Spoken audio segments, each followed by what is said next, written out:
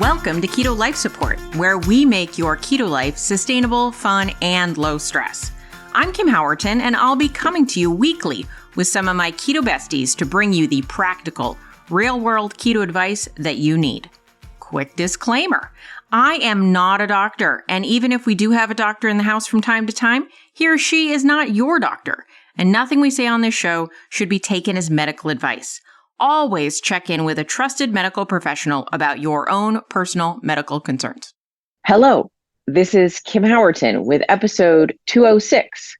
But on 206, you'll actually be listening to episode 55. Huh? Well, it's a Playback Some Favorites week. Today, we're going to hear an episode I did way back in 2021 with Robert and Crystal Sikes. Better known as, well, not better known maybe, but also known as Keto Savage and his lovely wife. We are going to be talking in this episode about metabolic adaptation, which I think is a really important concept. So it's a blast from the past, but I thought we'd enjoy revisiting a concept from days of old. Enjoy.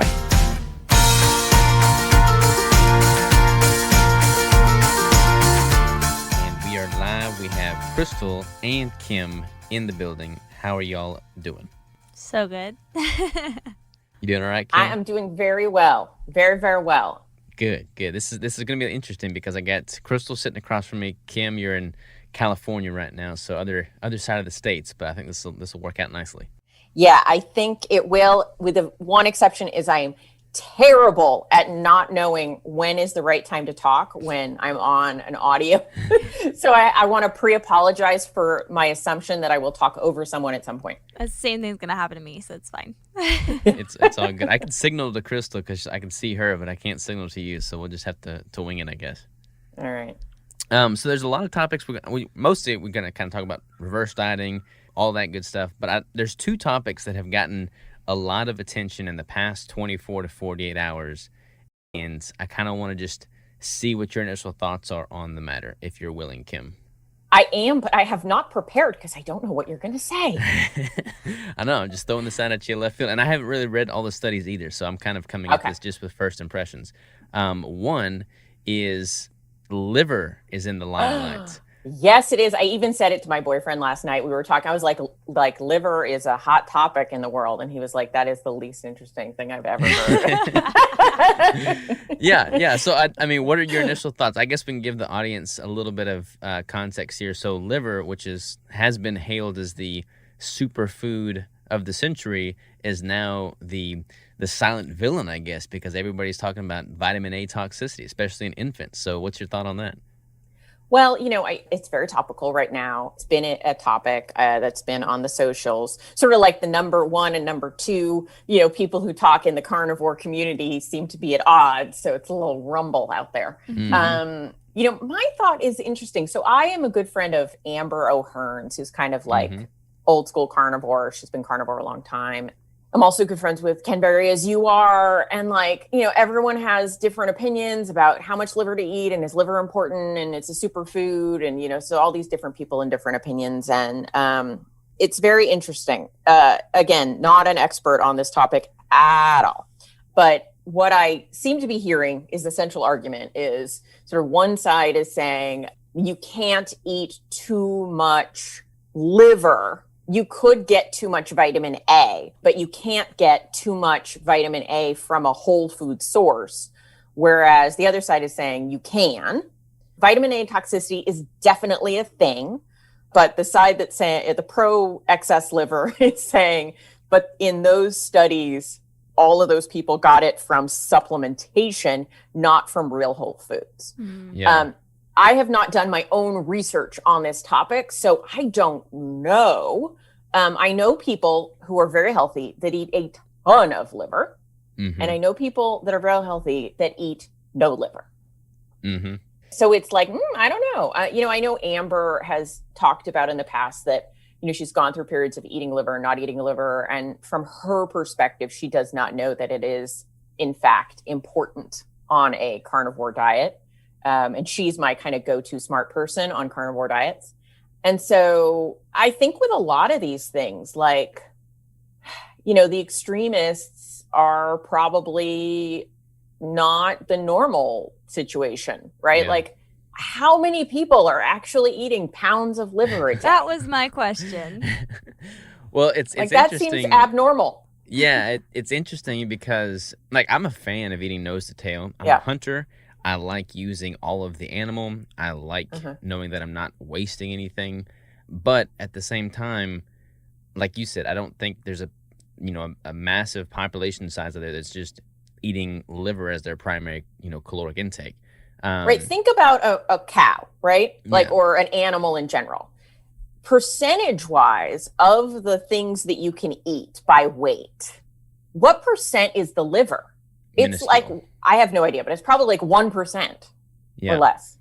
Yeah, it's just weird because it's like I see all this division within the low carb community. It's like it's not even division amongst different dieting protocols anymore. It's like division within the low. I mean, there's another Sure. thread a while back about to avocado or not to avocado, and it Oh was my just goodness. like blows yeah, my I saw mind that. because it's like this is ridiculous. Like we're fighting about how much liver to eat or not eat right now. It's like anything in surplus is too bad for you. I mean, too much liver, probably not great. Too much water, and you'll drown. It's like, why are we arguing over these little details?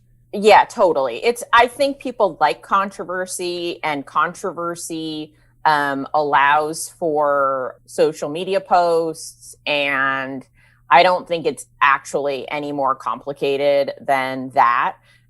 My like common sense answer is we should probably be eating, if we were looking for some good advice, we can kind of look to nature and say, well, if you were in a tribe of people back in the day before, we had agriculture or animal, husbandry or whatever you'd want to call it, when you killed a cow, you ate the whole cow. But that means that for your family eating this cow, you were eating multiple pounds of muscle meat and a few ounces of organ meats. Yeah, that's the way I look at it. I mean, I don't dislike liver. I actually kind of like liver, and I'll go to town on some liver for a very short period of time, and then I often won't eat liver again for months. And I feel like that is a fine way to go about it. Like I'll have a whole bunch in one sitting, and then I won't eat it again in that amount for weeks, if not months. And I feel like moderation in that sense is totally fine. Like people get so extremist on to have it in surplus or not have it at all, and it becomes like this weird pendulum fallback system in which it just goes one way and then it corrects course and goes all the way to the other end of the spectrum, and it's just like so unnecessary. Yeah, absolutely. I mean, and again, I'm totally uneducated because I haven't read the study, but if you're telling me that like one of the controversies is that in infants, they can get vitamin A toxicity from being supplemented with vitamin A. I mean, the reality is, like, has that ever happened with breast milk? Because that's what infants are supposed to eat. Mm-hmm. Yeah, totally agree. The other, well, let's hear a thought from Crystal here. Crystal loves liver sheets all the time. I don't love liver. I don't either, Crystal. I mean, I agree with Kim. It's hard because I have not read the study either, so I don't actually know. But I don't enjoy organ meats, and I try to place them in my life. So I think having about 1 or 2 ounces a day or a couple days a week is a really good option. But I don't know who in the world is eating that much liver to get vitamin A toxicity. That just does not sound appealing to me. Yeah, and if somebody has like a specific genetic SNP that prevents them from processing vitamin A as efficiently as they should, I mean that would be like an extraneous issue. But I think the average person is fine to have some liver every once in a while. Yeah, I just think just don't be an idiot. Like just don't. Like, I mean, maybe it just seems weird to me because I don't really like liver, and maybe somebody is like, liver is the best thing ever, and I adore it more than anything else, and I just revel in it like it's chocolate. Like, okay, maybe that person might have to moderate their liver intake, but I don't think that's most people. Yeah. The next thing, I feel kind of guilty because I'm just throwing these studies on y'all all haphazardly here. The other one is a recent study was published in, I believe, the Journal of Science, and it was all about how the carbohydrate insulin model is just, it pales in comparison to the energy balance model. And this has always been like a raging debate. Sure. But that just got published, I think, like yesterday or the day before. So that's all the talk right now. It's interesting to see It's just weird. Like, I feel like there's these weird cycles that exist between the keto, low carb, carnivore community. They all fight with themselves, but then you have everybody outside of that community that's like constantly at odds with that community and trying to prove the other wrong. And it's weird because people only view things in their own bubble. Sure. Like a lot of times the people that are, devout believers in the carbohydrate insulin model, it's like it's all the carbohydrate insulin model. There's no other explanation. And the people that are in the energy balance model say it's all the energy balance. Nothing else matters. And it's like, I don't understand why people can't just say, maybe carbohydrates are not optimal to have as my primary source of calories. And maybe I should take some time and put some thought into whether I'm eating in a caloric surplus or a deficit based off of my needs. I feel like that is a very common sense, rational way to look at it. Yeah, it's kind of nutty again to me. Like, it's to just have the hubris to imagine that, like, nope, my opinion is valid and no one else's opinion is valid because I concocted a study to prove my opinion, right? Like, it's like, you can do that. Like, to think that somebody might say hormones don't matter at all is just ridiculous, because you can find example after example in the literature, like type 1 diabetics. You could feed them 10,000 calories a day, and if they're an untreated diabetic, type 1, right, so they don't have insulin, they will continually lose weight. They will then die, so I'm not suggesting that's a good strategy, but not from the calories you're feeding them, but from the lack of insulin. Whereas when you start to give a type 1 diabetic insulin and they're eating the same or less, they start gaining weight. So it's like, well, how could it all be about calories if these things exist? Or there are certain types of tumors or like pituitary tumors or other conditions where this happens, where it's like, it doesn't matter what we feed them, they're going to gain or lose depending on their condition. But on the flip side, it's not all about hormones either. It's both things. And I think anyone who's suggesting it's all one or all the other, like, just is trying to deny that the human is actually a pretty complex organism. And like, I don't know, like, why we have this drive to simplify everything, and we simplify it so much, we just make everybody an idiot. Yeah, it's weird because, like, I come from a family of scientists. Like, my dad's a scientist. All of his brothers are scientists. Like, I love science. And I made a post about this a week or two ago. I'm obviously very pro scientific studies, research, literature. Like, we need that to advance and innovate as a species. But it's this weird thing that's going on right now, in which, especially within the nutritional realms, that people are hanging their hats on like these, one-off scientific studies that more often than not look at rat models. They're not done based off of a quality controlled setting. I mean, it's just very strange how much emphasis these different studies are getting. And I mean, for every scientific study that points towards one thing, there's another study that points towards the exact opposite. And it's just frustrating to see people literally hang their entire existence on one or two studies and not be open to anything that's counter to those studies. Like, it blows my mind. People are funny. This is how science has changed since I was a kid, or at least when I was idealistic and in school, right? Is science is a practice. And what I was taught was you develop a theory, a hypothesis, a guess about what's going on. And then what you do is try to disprove it, not try to prove it. So you're like, I think it's all about calories. I think it's not about hormones at all. I'm going to try and disprove my belief. I'm going to say, okay, can I conduct an experiment where it disproves that it's 100% calories? That's useful. But yeah, you can come up with 10,000 studies that prove, quote unquote, your theory by not even manipulating is maybe a triggering word, but like by setting the parameters in such a way that fit your theory. Yeah. Yeah. At the end of the day, like I said, I'm very much so pro, we need to be doing all that we can to learn everything that we can. But at the end of the day, I'm starting to get to the point where it's just like, I put a hell of a lot more emphasis on what I can replicate in myself, my clients, the people I'm interacting with on a day-to-day basis. Like if they're seeing success with it and it's like truly working for them, then I mean, I don't really give a damn what the study shows. Like if it's working for them, it's working for them. Right. Like I'm going to believe, I'm going to believe people before I believe theories. Yeah. But it really ties into something I'm seeing in my clients, and we can jump around a little bit, but I do see harm happening every day from these theories, being sort of, like both camps. I see harm happening from people saying calories don't even exist. And I see harm happening from the people who think it's all about calories. So I think it's causing damage. I totally agree. Protein's been in the news a lot here lately, all in a very positive light, which I'm excited about. Like I think protein is oftentimes underconsumed within the keto low carb space. And so I'm glad that it's getting some attention for sure. I just hope that doesn't, I mean, it's weird. Like people see the benefits of protein and they just automatically start detracting from things that are not protein. So like, oh, protein's great. Let's remove all carbs and fat. It's like, no, let's tap the brakes. There's sometimes where you need to have a little bit of a balance there. I don't know. I hope the news and the positivity showering protein right now yields a net positive and not this, pendulum swinging too far the opposite direction.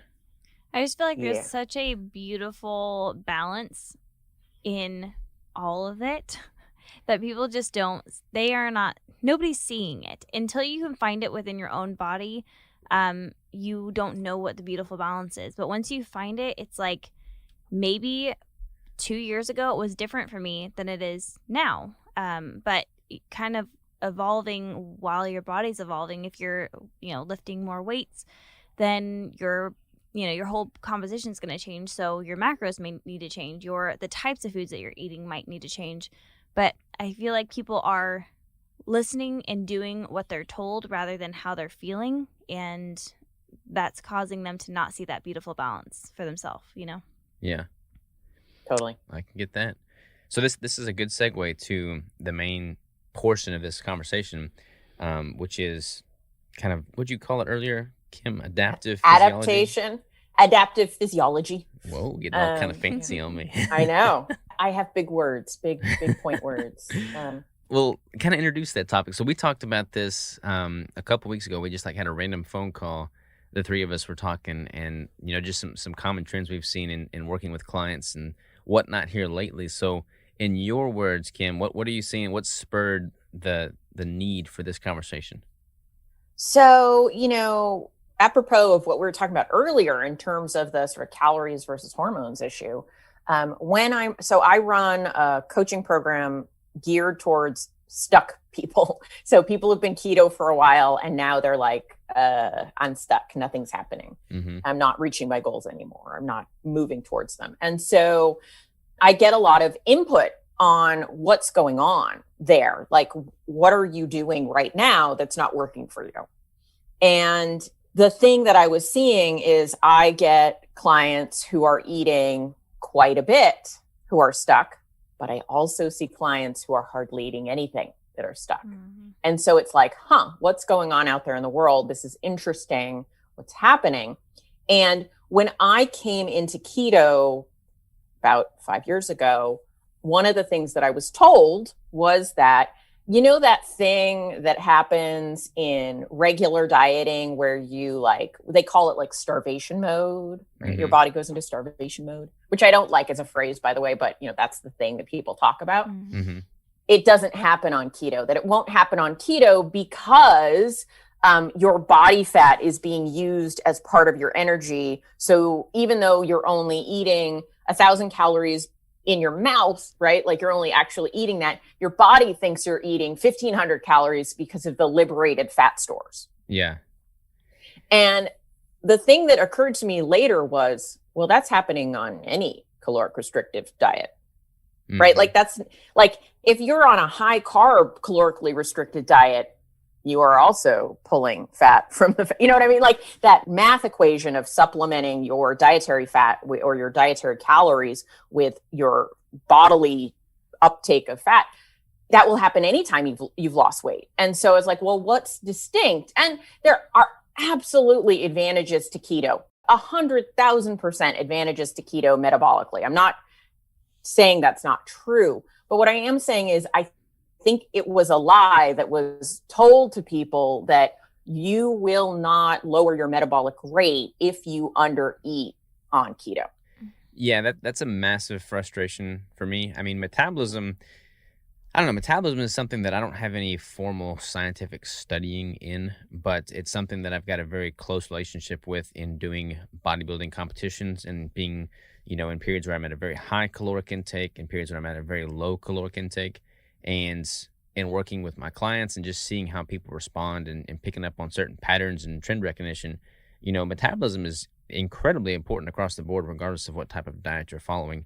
And it's been very frustrating for me to see this massive influx of people chronically undereating, especially in the keto low carb realm.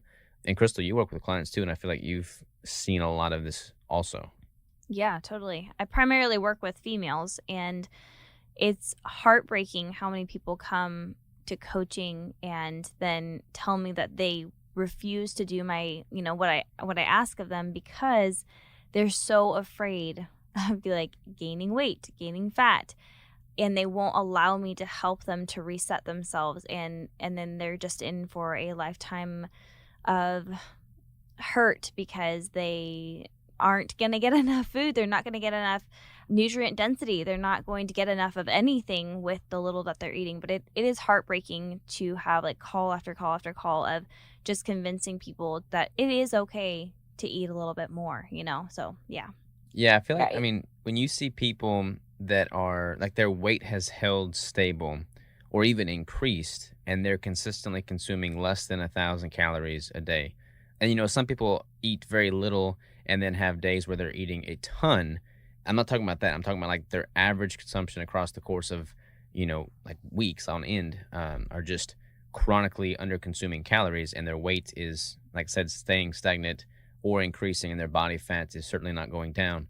I mean, that's a bad place to be because you don't have the fuel coming in to be able to perform at a high level with your training, which could elicit some metabolic benefits, and you don't have any runway left to taper your calories. So, if you're consuming less than 1,000 calories, where else are you going to go from there? Less than 500 calories? You're literally consuming, the caloric recommendations for a 6-month-old infant is 675 calories or something like that.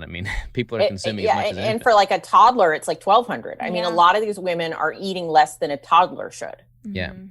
And it's just sad. And I feel like, I don't know, y'all probably work with more females. Actually, I've got a lot of female clients too, but you'll probably work with more females than but I feel like there's probably more females as a demographic that are chronically undereating than males, but it's definitely in the male demographic as well. And I don't know what triggered this. I'm assuming it's probably the whole philosophy of, the calories in, calories out, it's all calories. If you want to lose weight, cut calories. And they'll see some initial weight loss in cutting calories, and then they won't reach their goal, so they'll just keep cutting calories. And the conversation is never around the benefits that come with increasing calories. So that's never even in their repertoire as something to do. Right. I think one of the things that the reason I wanted to sort of start off with the word adaptation or adaptive is the fact that I think it really helps to understand that metabolisms are designed to be adaptive. That is their job. If you look at metabolism, right, it's shorthand, it's what your body does with food, right? It's you take in food and then it turns it into energy and signaling molecules and all that good stuff. So it's that process. If there's a famine, your metabolism is what's going to keep you alive, right? It's going to turn down your metabolic rate. It's going to turn down various processes so that you won't die just because there's less food available. If you are in a surplus, if there's, a chance to eat more, it's going to adjust to that.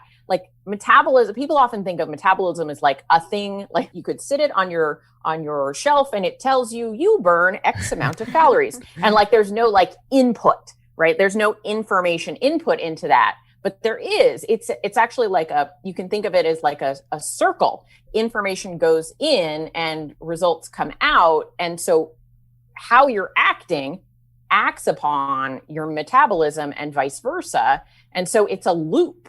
Yeah. Yeah, 100%. I mean, it can go up, it can go down depending on external factors.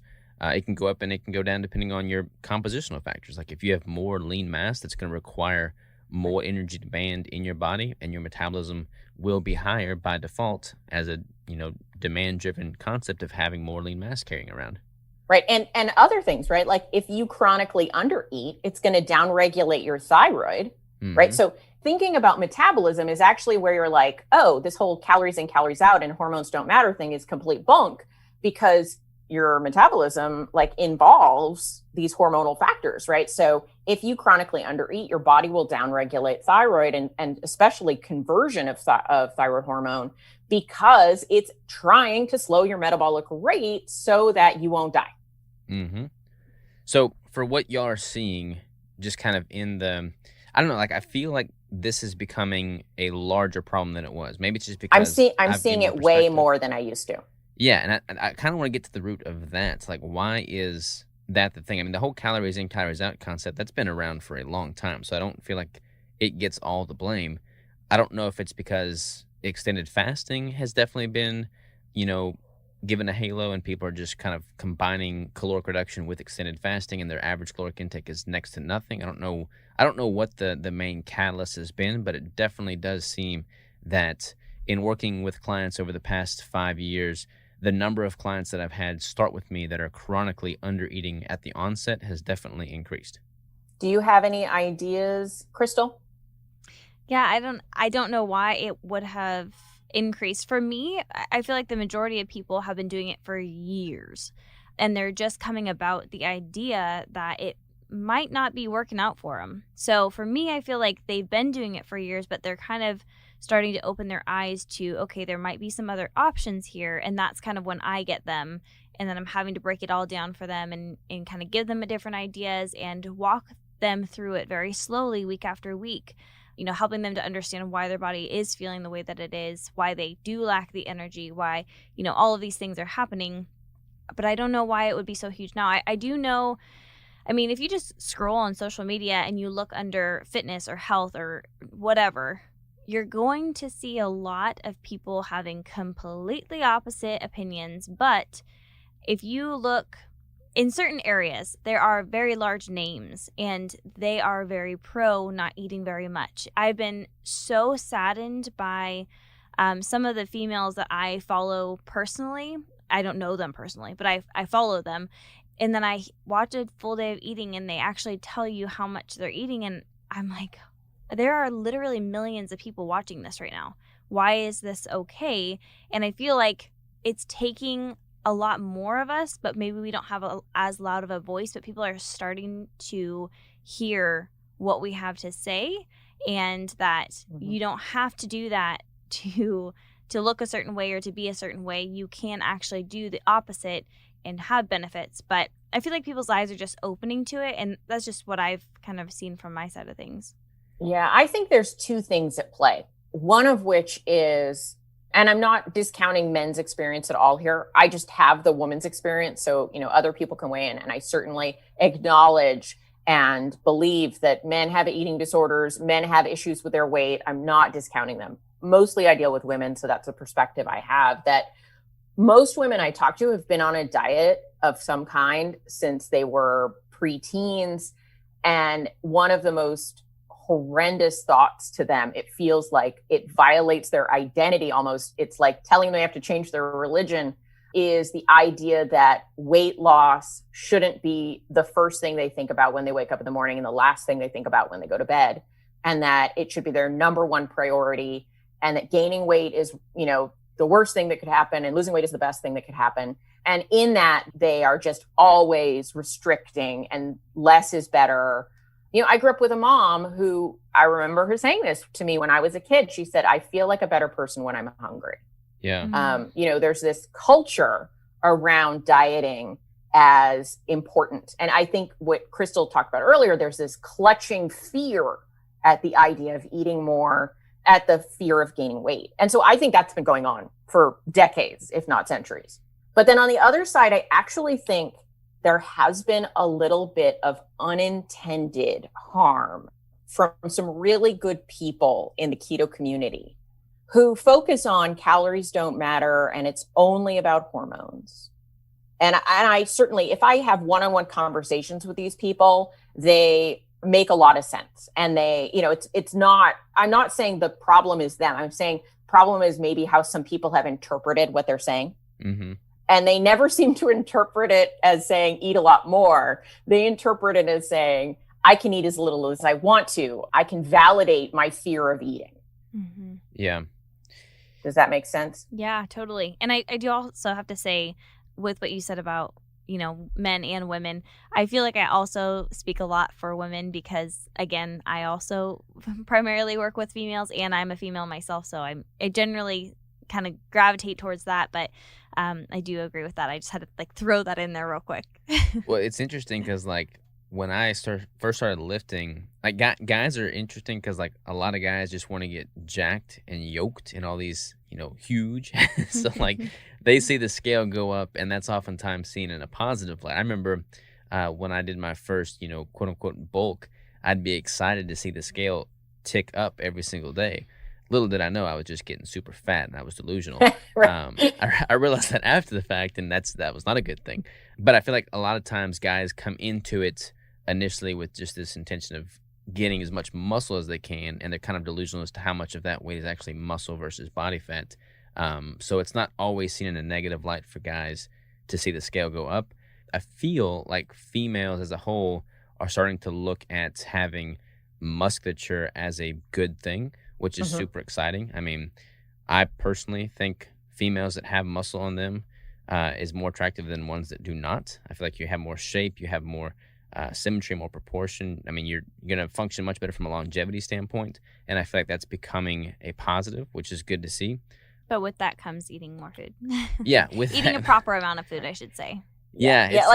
Women actually, I agree. They want to be more muscular, but if they step on the scale and they weigh 2 pounds more, they're going to I'm not saying every woman, but on average, they tend to flip out and not make the assumption that you said, that it's muscle. Yeah. Or water. Yeah, I just did that the other day, actually. I told Robert, I was like, oh, I'm just I'm a little bit heavier than I want to be. And he's like, I'm sorry, did you just hit a PR the other day? And I'm like, yeah. He's like, then are you gaining fat? Are you gaining muscle? Break it down for yourself. And sometimes I have to be kind of snapped back into my spot, my place.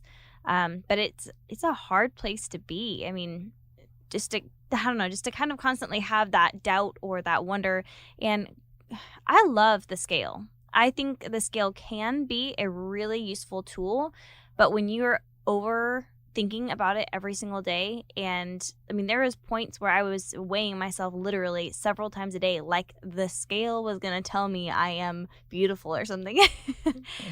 3 times a day. You don't need to weigh yourself 3 times a day. You can weigh yourself every other day or even a couple times a week or what. I mean, never if that's not something that's a concern of yours. But it's funny how it's not funny, but it has control over so many people. Yeah, I feel like it's I totally get the perspective that says throw your scale out the door. You should never, live your life by the scale. The same people oftentimes say the same thing about tracking macros, eat intuitively. Don't worry about that. My argument is, look, that's the scale is just a tool. It's not emotional. It shouldn't be emotionally tied. It's not trying to pick a fight with you. It's just telling you what your relationship with gravity is. Use that information and stay on track, adjust accordingly. I mean, just simply use that data and figure out what you need to fine tune and dial in based off of your goals. And the same is true with macros. If I'm not trying to change my weight, then I don't really weigh in as much. If I'm trying to change something, then I'll weigh in regularly because then I can adjust on the fly as needed. I feel like that. I feel like it makes sense to have a healthy relationship with the data you are receiving. If you are tracking metrics that indicate that you're moving in the right direction, and then you can, compare those to the scale weight, to composition scans, to the volume you're lifting in the gym, those are all very relevant metrics that you can use to rest assured that, hey, things are moving properly, even though the scale weight is increasing. Right.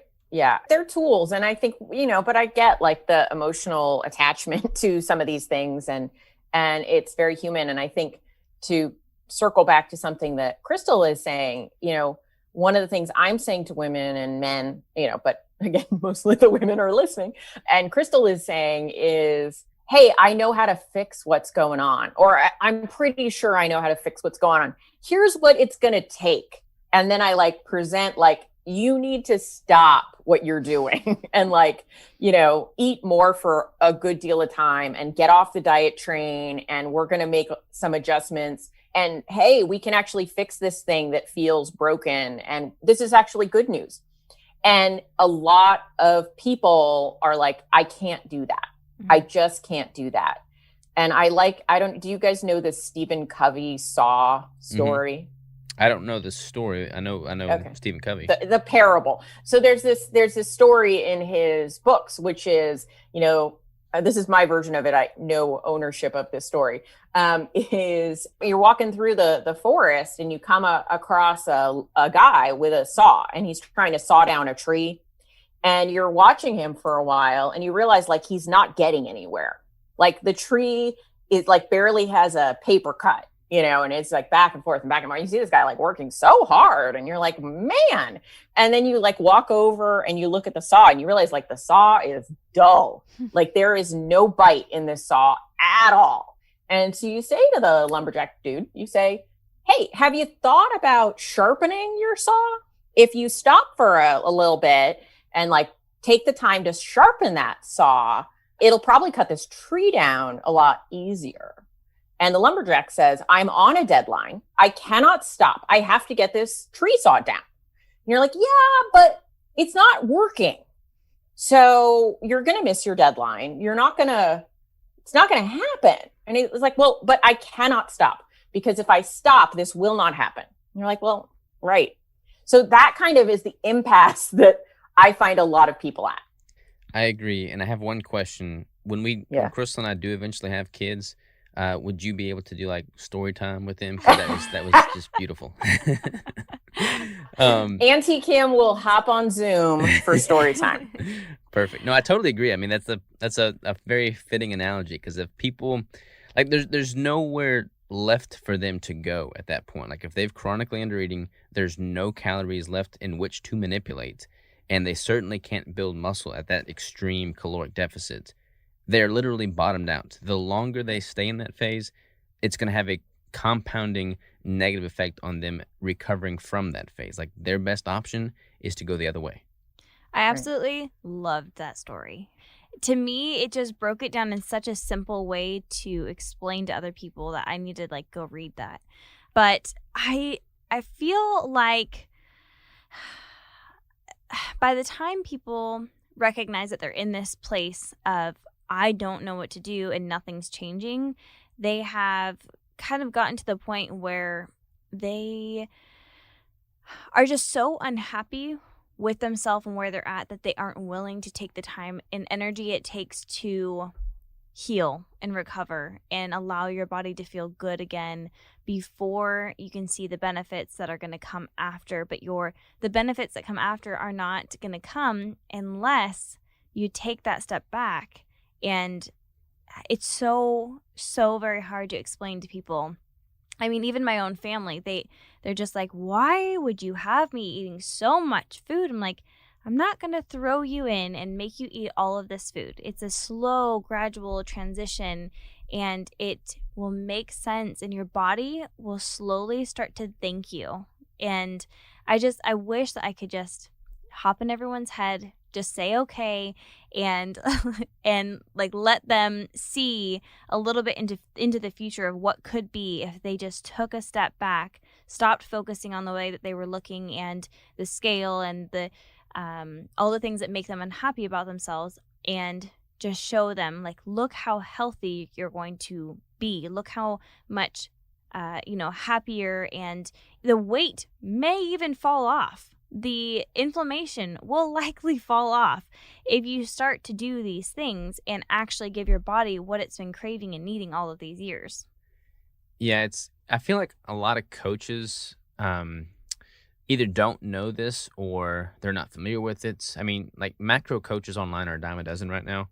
I mean, they're everywhere. And I feel like a lot of them lack the perspective of knowing about a reverse diet. But there are some that, I mean, simply they don't offer this as an option to clients. They'll simply take the client's money, slash calories, another 200 calories, and then, hope that they drop a few pounds. They're just contributing to the detriment of the client.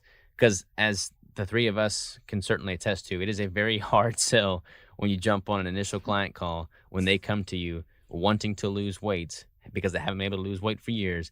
And you have to say, all right, let me tell you what's going to happen. You need to increase your calories. You're probably going to gain some weight. You may even gain some body fat. You're going to have to do that for like 6 months or a year. Like, you tell the client that when they jump on that initial call with you, and that is a very hard sell as a coach. And no coaches, I mean, not no coaches, but most coaches probably aren't going to do that because their clients aren't going to want to work with them. So they'll just take their money, drop calories further, and then send them on their way. People need to have that conversation. Coaches need to freaking cowboy up and have those hard conversations, knowing that it may come with them not getting that next client paycheck, but they need to start contributing to the overall health of the community, and you're not going to do that by continually undereating. Totally. Yeah, there's a lot of harm being done out there in the world. And I will admit, like, early on in my coaching career, I probably caused harm believing the things that I'd been taught and continuing to discuss them as if they were true before I really did the work and the research to get a deeper understanding of what's really going on. I think all of us, we have phases in our lives where we believe one thing or another. But the reality is, I see so many clients who come to me saying, yeah, I went to a coach. They gave me these macros. I wasn't losing weight. They gave me these macros. And I'm just shaking my head. Mm-hmm. Yeah. It's very, very frustrating. I want to end on some hope here. So, like, can we all cycle through and, like, with someone?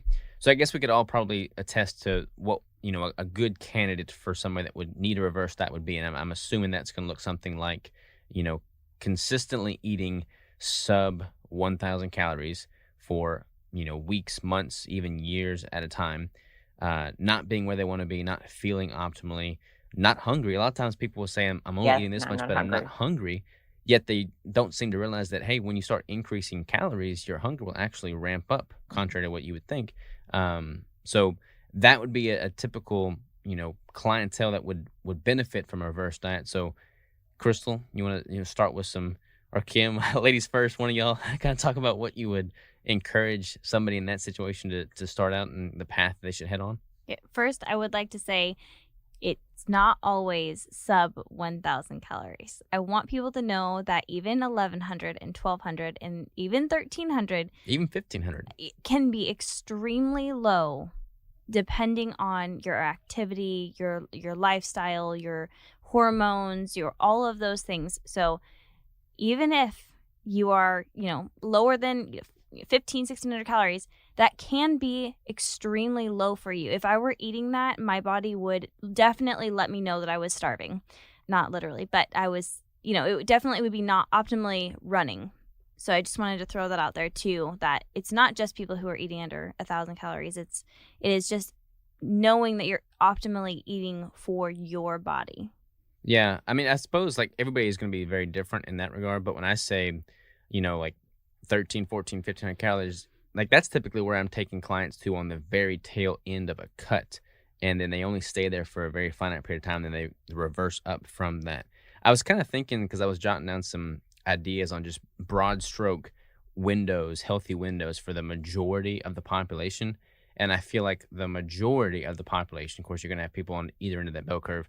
The majority of the population would probably need to be optimally somewhere within that 2,000 to 3,000 calorie window. Like somewhere in that range is healthy for 80% or more of the population, I feel. Yeah, I think if I were to suggest a couple of things, one would be, no matter who you are or what you're doing, get active. Go on a walk, do something. I hear a lot of the time, I have a very petite body, but I just have this extra weight. And, you do have to do something with what you're eating. Becoming active or resistance training, building up muscle will allow you to not only know that when you're eating, you can eat more.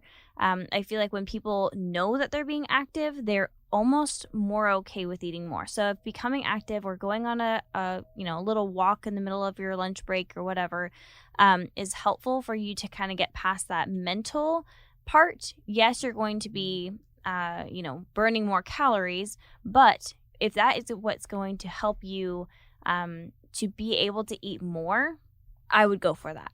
And then, get someone that you can confide in. It doesn't have to be a coach. It can be, whoever who's going to understand and get what you're about to be going through, because it's not easy or fun.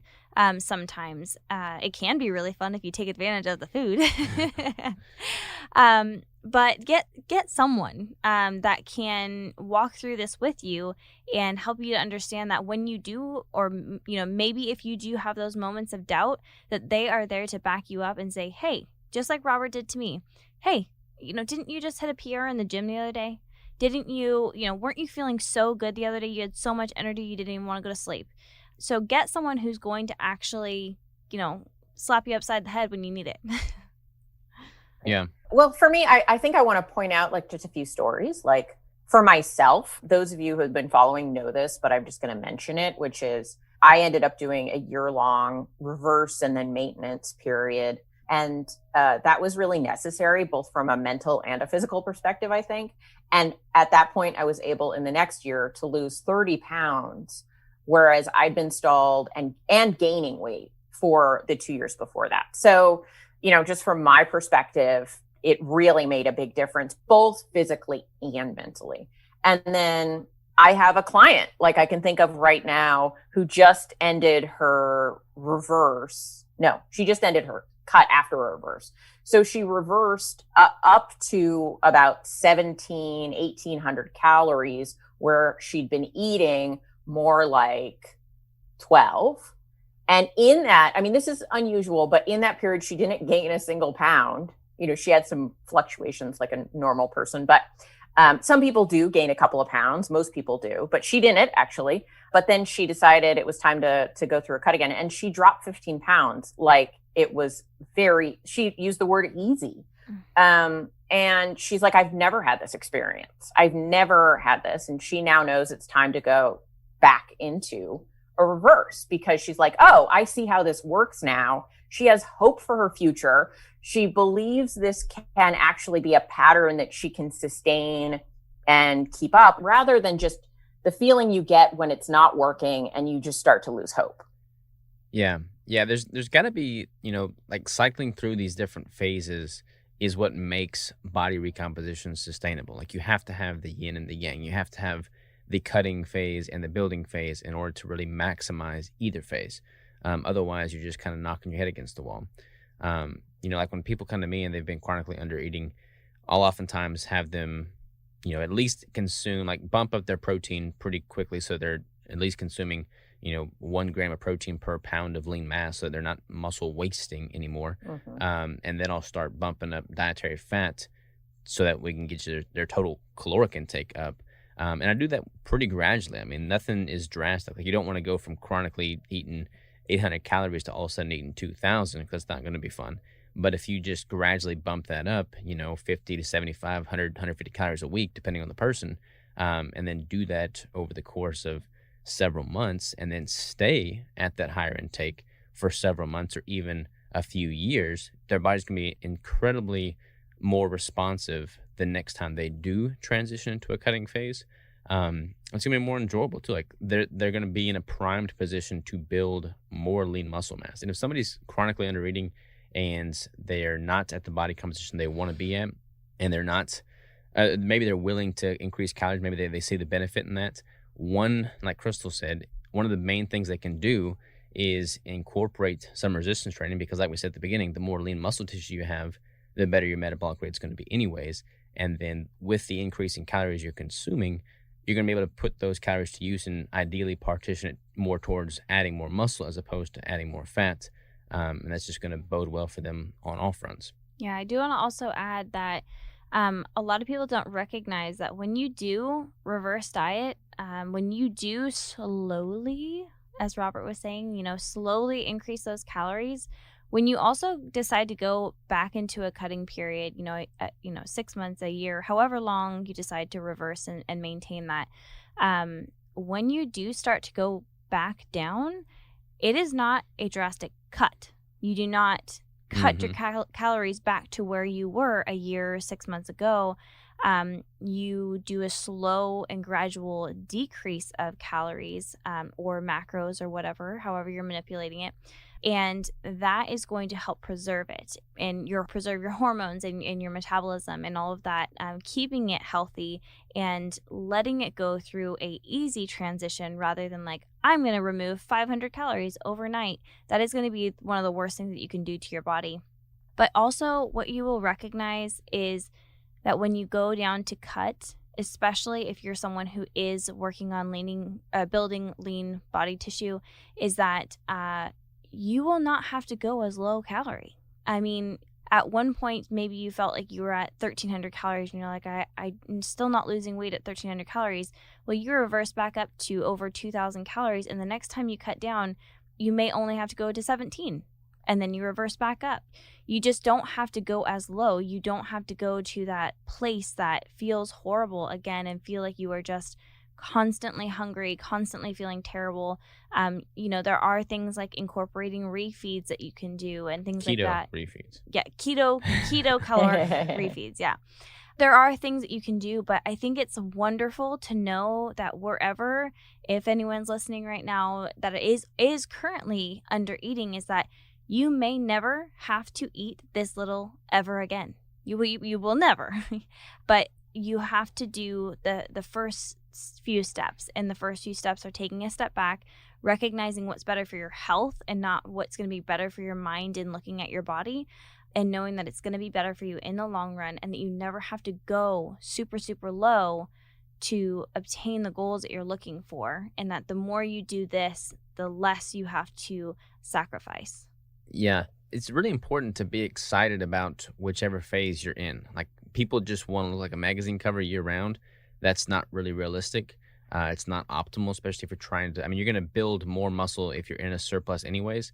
So rather than being excited about looking super lean, be excited about sacrificing some of that leanness, but seeing the opposite end of the spectrum with significant improvements in your strength and your endurance metrics and like your ability to move more freely. Like, there's a host of benefits that come with the other end of the spectrum as well. And I feel like the more people are excited for each phase and maximizing the opportunity that they are in that phase, it's going to be better all around. So many people start a reverse diet and they automatically feel a little fluffier and they just want to go right back into a cut. But if you have something that's exciting to you, that's appealing to you, that gets you ramped up about starting the day in a surplus, that makes it much more sustainable as well.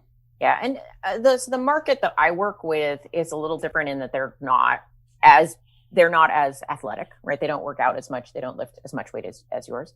And so I just want to point out that while this reverse cut, situation that is more common in the bodybuilding world, and I think you guys have a really unique perspective in the keto world on it, in the non-bodybuilding world, it's like unheard of to talk about these concepts, and they still matter.